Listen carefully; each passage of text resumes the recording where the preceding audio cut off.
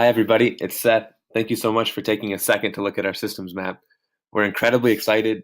We spent months working on this, have interviewed well over 100 people, have put a few hundred hours into creating it, and we are really hoping that it can create a strategy for our community of defining what our North Star is and identifying places of leverage.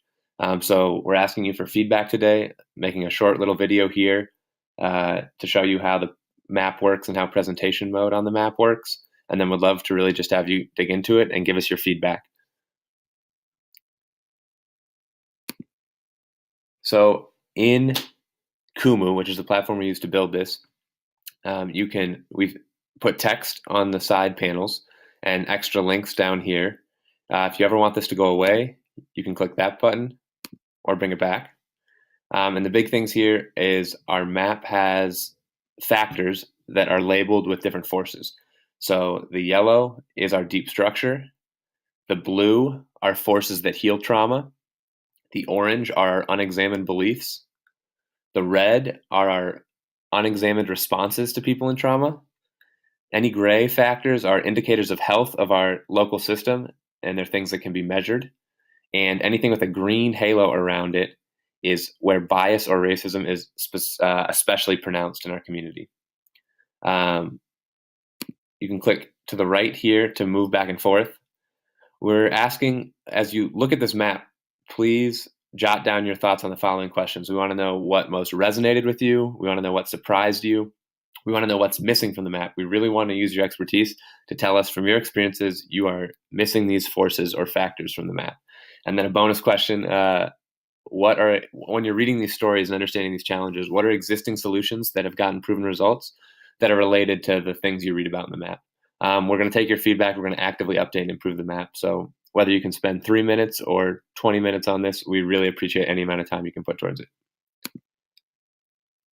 So this is our core story. Again, you can read through in more depth and see links, but how you kind of read these systems maps is there's a factor and then a plus or minus. This means that there's unaddressed trauma in our community. The plus means that as this goes up, the minus means this goes down. So more trauma means less safe and stable environments and relationships.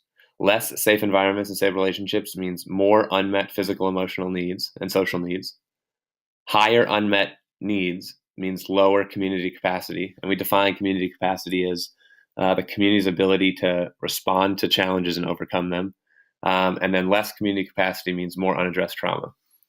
And as you can see, this can create a vicious circle or a vicious story, a vicious feedback loop. And kind of everything builds off this core story. We have done a mode called focus. Basically, every loop you see is a closed story, but they all combine to make a broader map. And so you can click through here and see all the different stories that we have. For example, this one is called It's Stressful to Be Alone. So healthy relationship patterns, when healthy relationship patterns are decreased, we have more toxic stress. More toxic stress leads to more negative coping behaviors, such as substance use, violence, interpersonal drama, gang activity. All those things are negative coping behaviors to manage or deal with the stress, the toxic stress that's often unmanageable. Higher negative coping behaviors means more use of punishment as a tool for learning. Punishment is great for telling people what not to do, but in our community, it does not teach people what to do or build skills. More use of punishment equals higher segregation and isolation of people in trauma. More segregation and isolation of people in trauma means less healthy relationships. Again, a vicious cycle. And again, that what I'm narrating for you right now is all typed out here in text on the left. You can see how this connects back to our core story. And the same thing we just talked about, higher unaddressed trauma leads to higher toxic stress. Higher toxic stress leads to more negative coping behaviors. And then these negative coping behaviors, again, the gang activity, the violence, the substance use, 3 paths that all lead to less safe environments and less safe relationships. It either reduces more negative coping, reduces your healthy relationship patterns like friends and mentors, and more negative coping behaviors reduces your supportive community networks.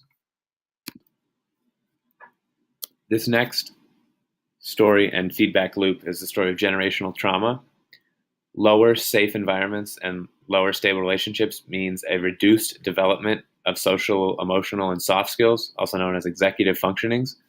The lower your soft skills are, the lower your capacity for supportive caregiving is, and the higher chance there'll be unmet physical, emotional, social needs, both for the caregiver, the parent, or the child.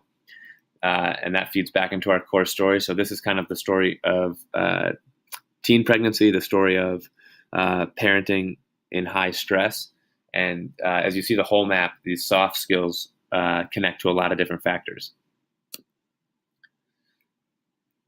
Next loop and stories about generational poverty. So same story, and you can click plus and minus out here to zoom in and out so you can see things better. But this story, less safe environment and stable relationships means lower social, emotional, and soft skills. These soft skills feed on the last story, feed down to less supportive caregiving or less supportive parenting, and also feed directly to less capacity for learning. So these soft skills really impact us both in parenting and in relationships and in school and job skills. So lower soft skills, lower capacity for learning. Lower capacity for learning means lower educational attainment. Lower educational attainment means higher poverty. Higher poverty means higher consequences for failure. If you mess up, you lose everything. So you can't take as many risks. When you have higher consequences for failure, you have less access to try new things, less access to resources, to new people, to new knowledge, and less new experiences means less ability to self-determine, and less ability to self-determine means lower community capacity. And then it feeds back into our core story. So as you can see, you can read these plus and minuses to view which way the story is going. This final one I'll narrate here is high unmet physical, emotional, and social needs means high dependence on available resources. High dependence on available resources, whether that's government resources, nonprofit resources, means you have high consequences for failure. When you're dependent on someone else, you can't take as many risks. High consequences for failure, less access to try new things, lower ability to self-determine, lower community capacity. It can also be when you have high unmet physical, emotional, and social needs. That directly just means you have less access to try new things, to explore new things, to learn new things. So this story is the opposite of self-determination is dependence. And so for people in our community that have high unaddressed trauma, they experience a lack of self-determination and a high level of dependence. So there's about 15 stories in all. I won't narrate them all right now, but you can literally put your cursor, put your finger on the screen and trace. And as you're tracing it, say to yourself, okay, this is plus, so this is going up. This factor is going up. This is a minus, so this factor is going down. And trace all the way around so you understand the story. And then if you need more description, read through over here. Some of the stories are much simpler. Others are more complex.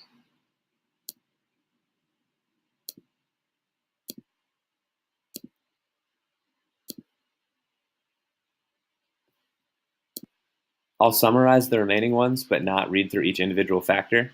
So this story is how we punish and then repunish people who are in trauma and people who have a lot of negative coping behaviors. And it's a vicious cycle where you continue to get punished and never experience any healing.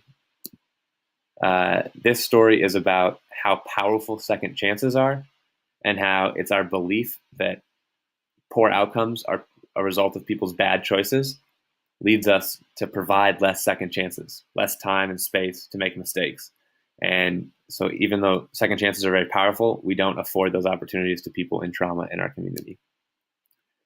This is the story of the blame game, how we expect people to be able to overcome adversity alone and without support. And because of that, we place a lot of blame on parents and providers, whether that's teachers or healthcare professionals who work with people with high unaddressed trauma. And it's just this blame game creates a vicious cycle where people have less second chances, they have less support, and we're not only blaming the people in trauma, but the people that care for them. This story is called Too Heavy to Hold. And it's just that existing systems don't know how to respond to toxic stress and puts a big strain on the systems. So in conclusion, here's the entire map at the end. You can zoom in, you can zoom out, you can see how all the loops fit together. And then we really appreciate your feedback. So please post, email us your feedback. There'll be a link in here when you